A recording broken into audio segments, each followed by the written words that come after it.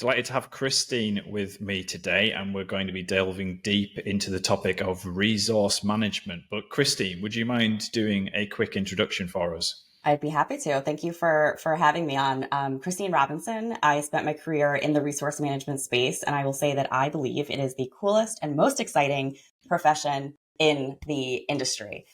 Let's delve into a high level resource management as a strategic function. What does that look like for It's a you? great question, and it's really about a couple of things. One is perception, and the other is an understanding of what resource management actually is. So it's interesting because there is this view that accounting firms or any industry really has a choice of whether or not to participate in the resource management process. And I always find that funny because you don't have a choice. Even if you don't claim to like resource management or want resource management, if you don't want to do resource management yourself, the in actual fact, it's happening all around you, whether you like it or not, right? Because resource management is existing in your firm, regardless of if you have someone that's doing the resource management. So the idea behind that is, well, how can we be more strategic? If we don't just allow it to ebb and flow without any sort of thought, of course, by investing in it, by investing in a process, in, you said technology, right? Some sort of a tool, it's all going to become more strategic. And when I say strategic, I mean things like talent attraction, talent retention, having an actual process around how to deploy that talent, and many, many other processes that I will spare you. But there's really, I would say, something about formalizing it that really makes it more strategic.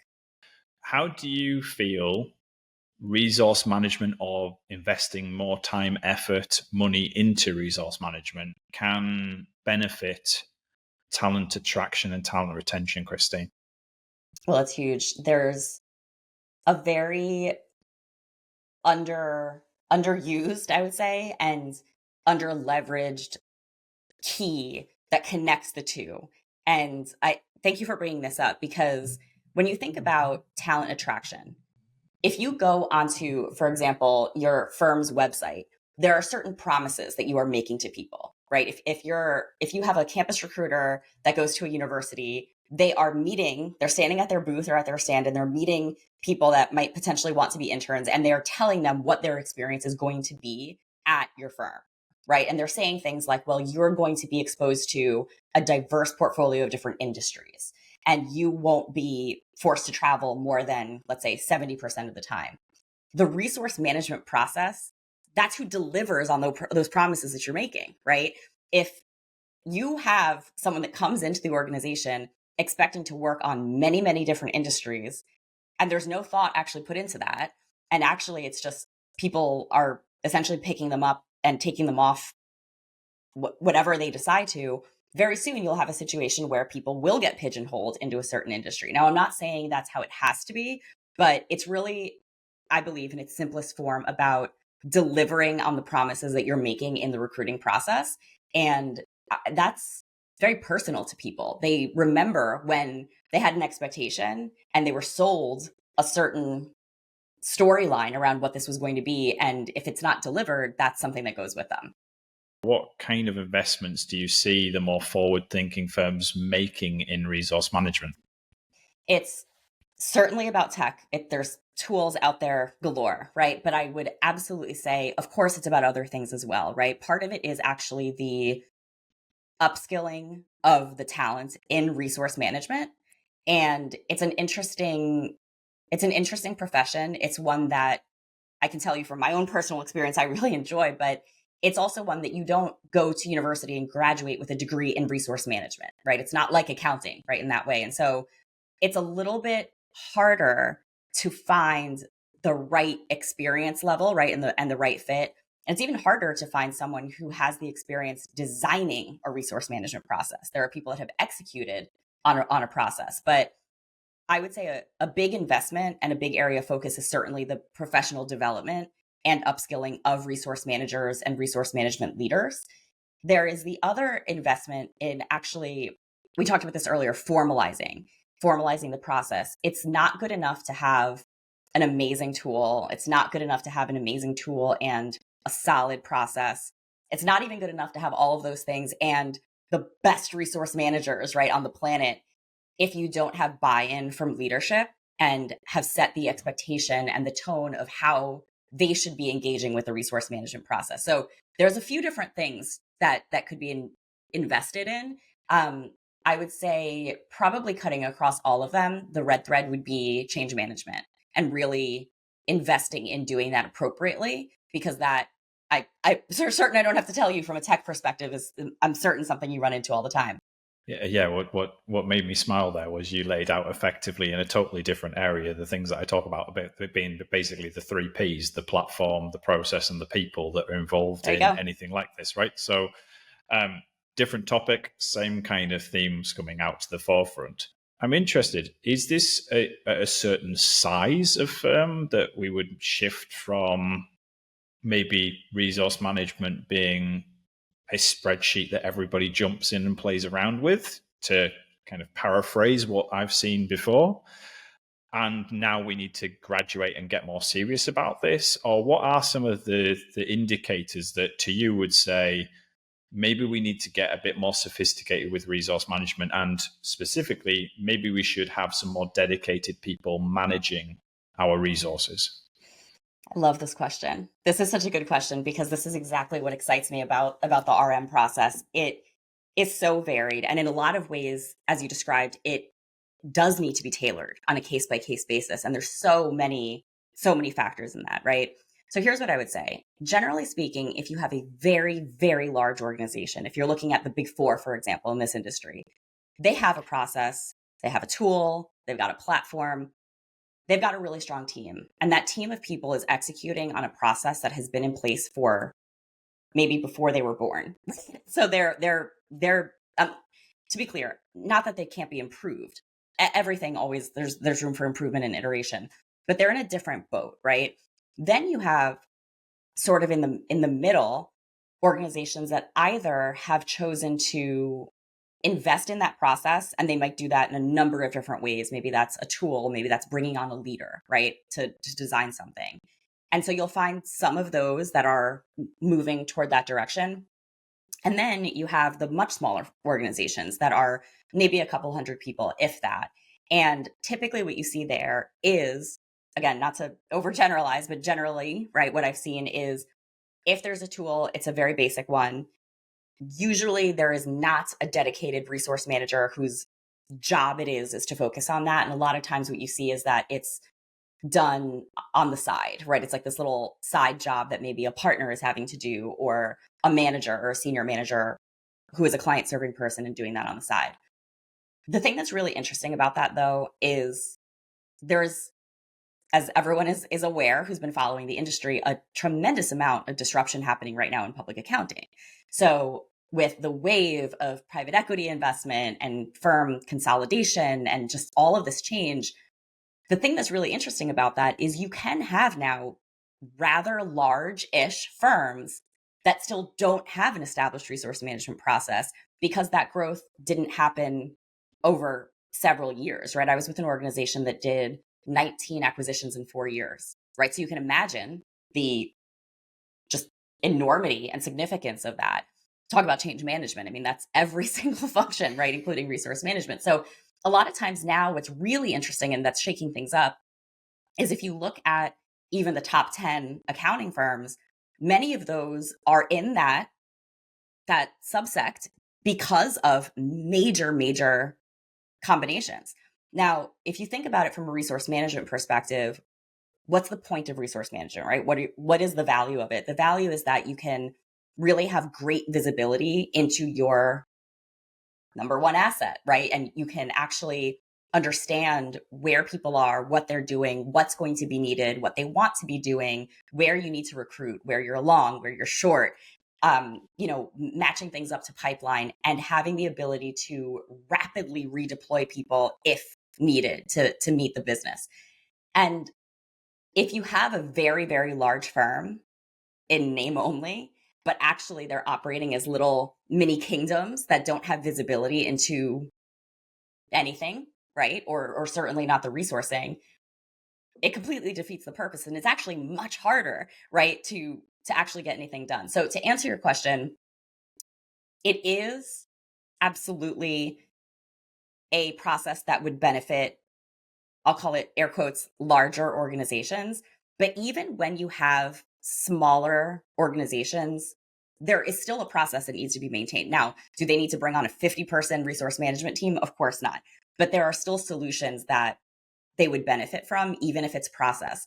If you're currently sat there and it is nobody's job specifically to be dedicated to resource management, then to be candid, nobody is doing resource management. That is just something that is happening accidentally. It is not deliberate. It is not intentional.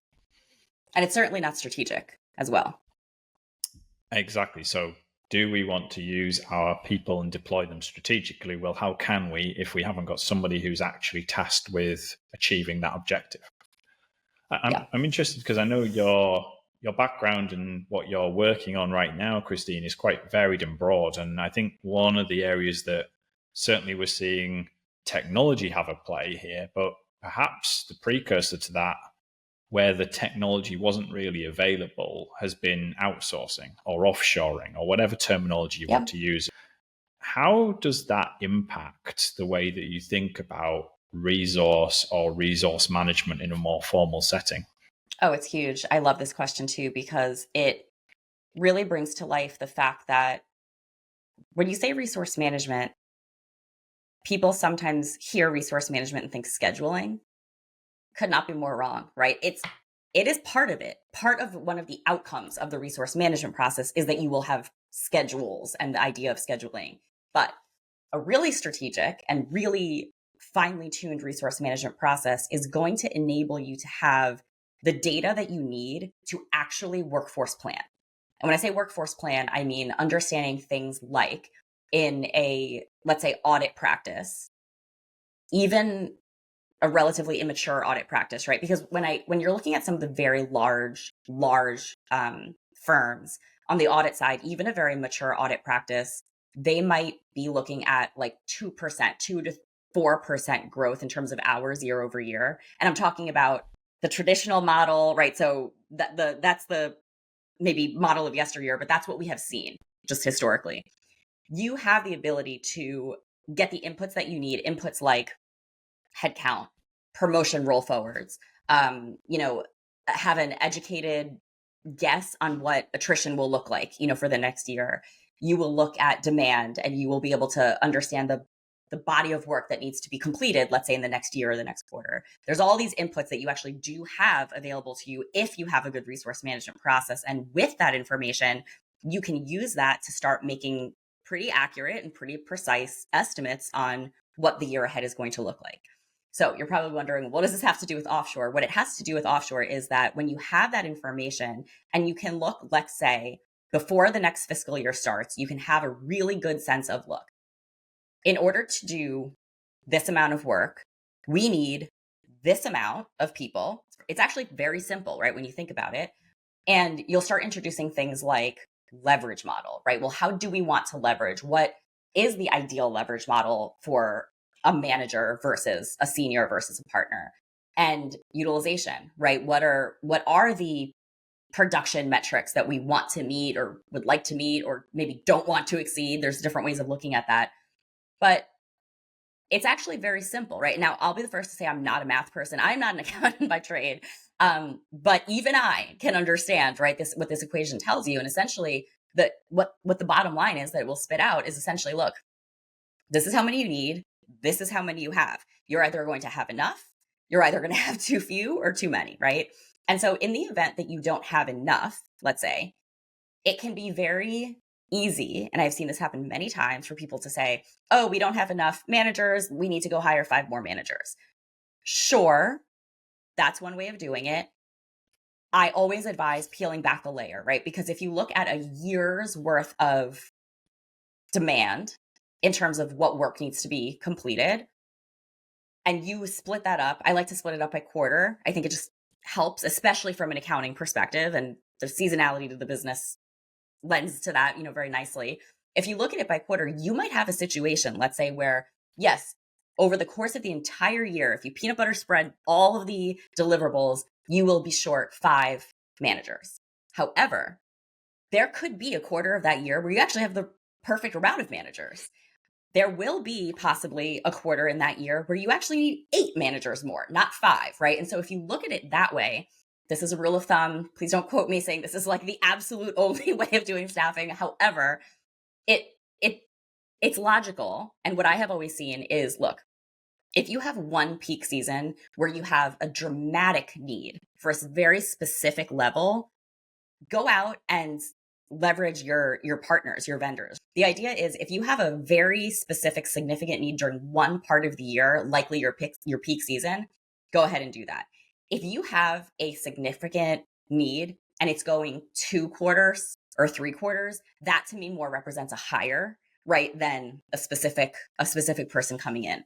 That being said, and I'll end with this, that is more of a demand-based model, a demand-driven model, really helps you run your business. There are other ways, though, that you can use the resource management process to come up with a view and a strategy on how you can leverage other third parties or even an offshore center that your organization might have, by actually bifurcating it in different ways, let's say by industry or by type of work. There are certain, let's call it, for example, employee benefit plans is a great example, right? On the audit side, it's a very specific type of work. And there are ways that, rather than saying, hey, I need 1 person or 3 people, you could say, you know what, this entire body of work we're going to do in this very particular way out of this particular place. And we're going to use our US-based people to actually do this other layer of it. So again, there's many different models. We can certainly talk about those, but that's where I would say the resource management process actually allows you to get the biggest benefit and really yield the ROI from using offshore and outsourced models. Because if you're not doing that and you don't have that process and that data, ultimately what happens is, yeah, you can have a gigantic offshore center, but what good is it if you don't know how many people you need, when you need them? And sadly, I've seen this happen where organizations are like, okay, great, we need 100 people, in this offshore center. And then they're sitting around because no one has done the work of actually planning what they're going to be doing. And the integration, and going back to your point of the change management, is really hard at that point. How can firms leverage resource management as a way to get stronger returns on investment from any technology that they're investing in? Without investment in the process, if you have a process but you don't have a very good process, right? If you have a process and it's a person that's trying to the best of their ability to manage spreadsheets and demands, and reality, unfortunately, is that they probably don't have the time or even the knowledge to really do it well, right? And to really match people up with what they are driven to do, and quite frankly, what the business case indicates that they should do. Through no fault of their own, that is not a leader that's going to be able to take the data insights from tools like you're describing and do something really effective or strategic. If you have a really strong process and you do all the things that we talked about, resource management could be explosive in allowing you and your organization to get the ROI from these different tools. For example, imagine if you have a very structured resource management team, and one of the ways that you might envision this is, let's say, by service line, right? So you have a leader, let's say an audit resource management leader for the organization. And this is not a made up thing. This exists out there, by the way, if you look at org charts. That person, my expectation would be deeply embedded in what's happening in the industry, in that service line more broadly, and also within their organization, right? So they should be really understanding where audit leadership is wanting to take the firm in the next couple of years, what they want to invest in, where do they want to grow their footprint from a headcount perspective, maybe from a service offering perspective. What are they investing in? Are they investing in automation tools? So imagine you have a strategic leader who not only knows where firm leadership is going and what they want to achieve, but also has the real day-to-day knowledge around what is actually happening. Now, you said automation as one example. Who better to advise on pieces of work that could be automated, but that person that's getting this full picture of what's going on in audit? That individual and their respective resource management team, a lot of times, and see, this is something that people don't always know, But it's really interesting. The resource manager usually is the person that finds things out before anyone else at the organization. And it's not because they're out there being nosy. It's because even if they're not even trying to find out, they're always the one that finds out. For example, someone's not performing and the manager has decided they don't want to have that person on the job. They want to roll that senior off the job. Guess who figures that out before anybody? Even if that person's trying to hide that, as the resource manager, I'm pretty quickly going to see that that person's not charging time, right? So usually a lot of times performance issues, as an example, come up through resource management. So many other things as well, right? Eating of time, resource manager is going to know that. Going over budget, resource manager is going to know that too, right? So anything like that, having that insight, that's a person that's going to be able to advise. It looks like consistently, and I'm making this up, right? It looks like this particular, the healthcare audit practice at my firm is consistently under leveraging their interns at this particular part of the summer. And that matters because that is different than what happened in prior years, or it's just exacerbating a theme that's happened in prior years. These are people that actually have the trends, sometimes just off the top of their head, and they would be able to advise, look, these are the 3 areas where we could easily plug in automation and help. Again, with the change management, it's one thing to force things, and it's another to start with areas that are poised for change. And sometimes they don't even know that, right? Sometimes it takes an external, third party to opine on that. So that's what I would say there. What are some of the things that maybe a forward-thinking firm that's using resource management more strategically is doing differently to be able to change those early years of somebody's experience with a CPA firm? The things that those firms that are successful in achieving this, the things that they're doing differently, there's a couple, and they're very specific. One is communicating what the resource management process actually is so that people can leverage it appropriately. I know it sounds very simple. You wouldn't believe. Sometimes resource managers don't even know what they're supposed to be doing, let alone everyone else, right? So the best that I have seen is when firms not only have, right, they have their process, but they actually embed that from day one into the new hire onboarding, right? So Mark, if you're day one at your organization, part of your orientation is someone from the resource management team in some, maybe it's virtual, maybe it's a part of a, in-person onboarding class, whatever that might be, is sitting down with you and explaining to you, hey, one of the things that we do here is we have this resource management process. Here's what it is. Here's what it's for. Here's how you should be engaging with your resource manager. Here's the types of things you should be raising to them, the types of things that you could be asking questions about. That's who will answer them for you. And by the way, here's how you're going to be measured. We're going to make it very, very clear. And there's I won't get it. Well, we can, but that wasn't the question, right? But maybe it's performance, maybe it's utilization. There's all kinds of things, right? But just being clear about it makes a world of a difference. I would actually say that's one of the number one. So communication. The second thing is actually leveraging the part of the resource management process and the resource management team that actually does crank up the notch on the strategy on resource management. What I mean there is, if all that you're doing is leveraging your resource managers to produce reports, you are not getting your money's worth, right? And I don't need to tell you from a tech perspective, that's also not, their business case is not going to be there pretty soon, for if that's what you're doing. Where the real strategy and leadership comes in is if I'm your resource manager and I have access to that information. I'm not saying we don't need reports. We need reports, right? But I need to be able to understand what that report is telling me. I need to understand, going back to that example, what leadership is trying to achieve this year, right? There is some sort of a strategy. It's my job to find out what that is and how resource management can plug into that. And then taking all of that and using it to engage with the very talented employees of the organization that have chosen to work there because they have choices, and connecting the dots in a way that is both tied to what leadership is looking to see, but also empathetic and in line with the career aspirations of that person.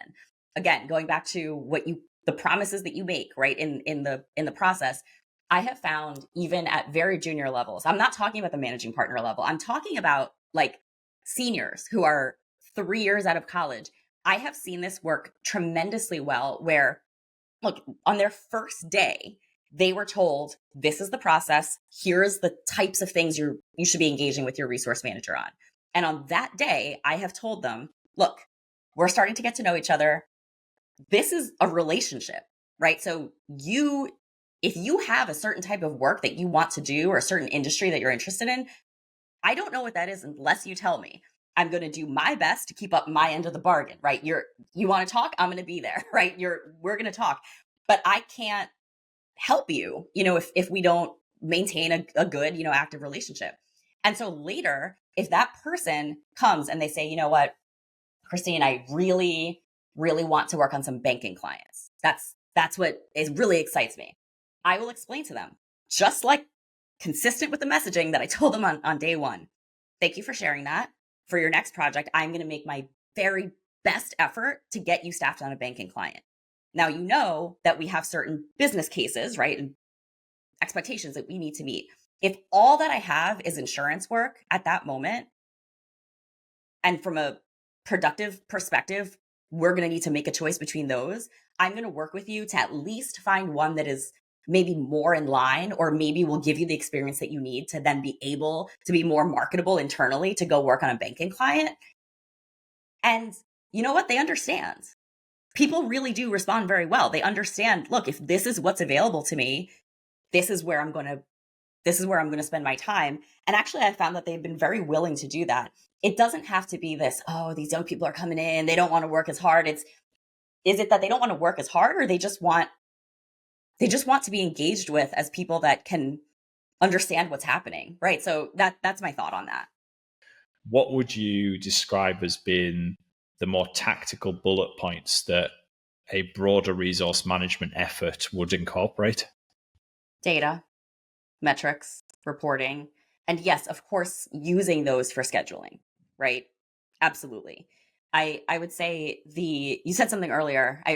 I think I use it in my own form, but you called it, was it the 3 Ps? Process, Yes. people, Platforms. Okay. Yep. Yeah. It's like a pop quiz. I'm learning. So I think, resource management is similar, right? So what is resource management? It is the process by which firms ensure that they have the right number of people and then deploy them effectively throughout the year. How do they do that? They do that with all the people stuff that we talked about, right? And that's the attraction, that's the retention, that's the empathetic, matching, right, of their schedules, right, to what hopefully they're wanting to do. There's the understanding of the business, and that is also something we've touched upon. And then there's really this, as you say, tactical piece of the work. But I would say tactical does not necessarily mean it's not strategic, right? Tactical is how you execute on these things. What are those very specific things? Maybe it's an availability report that gets run every Monday. Maybe it is a skills inventory that gets updated in a very real-time way as people are rolling off of their projects and getting onto the new one.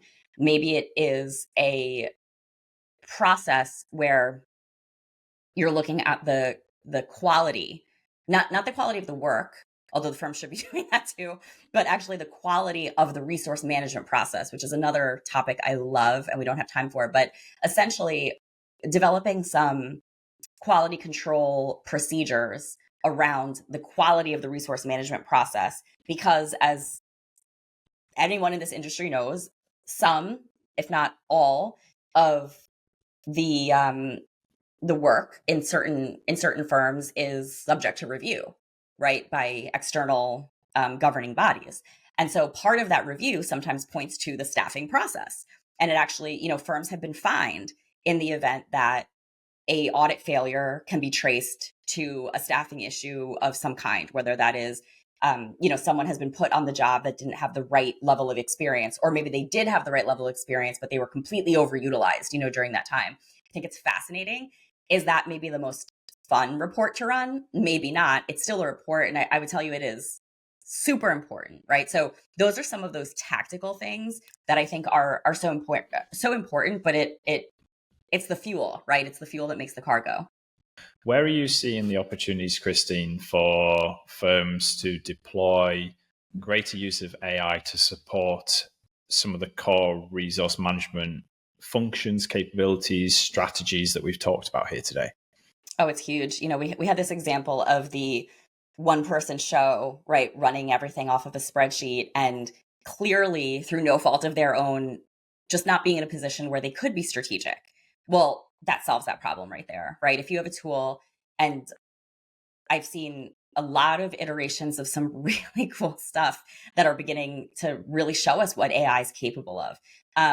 But specifically within the resource management space, taking those, I'd call it those tactical pieces that we just talked through, like the scheduling, like the running of reports, that would be a game changer in, I would venture to say, any size organization, but really for those small organizations too, right? Because if they don't have the 50-person resource management team and they have someone that could be armed with this information where it's not them manually putting together, imagine a line by line Excel spreadsheet of people's availability that by the time that they send it out has now gone stale because something else has happened to the business, which is unfortunately the reality of how this business operates, especially on the advisory side. I mean, on the accounting side, it's like that, but the advisory side is so much more dynamic and volatile in terms of not the nature of the work. I don't want to offend anyone, but more in terms of the volatility of the schedules, let's say, right, and where the hours are going and how they're flowing. So it is enormous. I think the scheduling piece is one. The skills, I'll call it skills capture, is another. Reporting capabilities, 100%. Visibility, and when I say visibility, I mean not just access, but having a clear view of what's going on in a way that can be brought to life through a visualization tool. That, I mean, if you asked one person to do all those things and try to understand what people wanted in their career, it's not going to happen, honestly. Right? So yes, I think there is a huge business case and value prop for AI and resource management. And I work with Dayshape very closely, and I've seen a lot of what that can be. It's very exciting. Yeah, they're doing some fantastic stuff and very complementary to a lot of the other technology innovations that firms are embracing right now, and creates that flywheel. If you can deploy really progressive technology that frees up time at a tactical level, or starts to kind of reshape exactly how the work is being done, resource management becomes even more critical, because no longer is it just roll forward what last year's scheduling looked like and change a few names in it. It's actually how do we rethink about, maybe we need to do more planning and less execution. Maybe we can change the mix of people. Maybe outsourcing or offshoring should be blended in. It becomes a whole different equation. And to really capture that strategically, you need to be more prominently focused on resource management. So I think we've brought this all together really nicely. Is there anything in terms of resource management, hot topics, key trends, or anything like that, Christine, that we haven't touched on today that you think people who are watching this or listening to it really should be aware of, or that you'd want to share with them? I always have an opinion on something resource management related. So what I would say is, in particular for the public accounting industry right now, we are all aware of the enormous amount of, I'll call it, transformation that's happening in for many ways, right? It's what's happening in the industry, consolidation, tech, right? There's a lot happening right now, and with that, I struggle because my fear is that in these times of great change, people sometimes become kind of laser focused, right, in certain areas, and resource management should be part of that focus. It shouldn't be something that goes by the wayside, right? And what I mean by that is, there is I think, a temptation to see resource management as a pure admin type of function, and that is so incorrect. If you look at everything we've talked about, right, we just explained why. And so that's what I would say is, if you're someone in a leadership position, think about this a little bit, before you start, making decisions and doing new processes, because the resource management process is just so key and so essential to actually how you grow and scale your business. And if you're a resource manager, just hold your head up high, right? You're doing something that's really great, and you should think of it that way.